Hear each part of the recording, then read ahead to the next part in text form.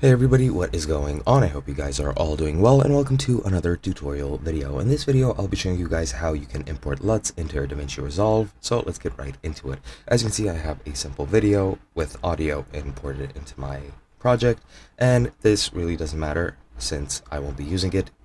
I will just be using the LUT option to find the files, so let's get right into it. What you want to do, since LUTs are for color grading, you want to go into the color section, which is the third from the right in the bottom toolbar, and once you're here, you'll see this LUTs button in the top left. You just want to click on that, and then you have this LUTs folder here, and you can easily just right click it and click open file location, and it'll open up the LUT folder in your computer.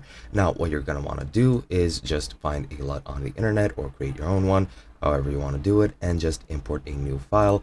For example, I'll just create a new file with a empty LUT folder name, and let's say that is imported, and I close it down. Now if I go here and refresh this, it should display an empty LUT folder. However, it for some reason isn't, probably because it is empty, so it won't display anything.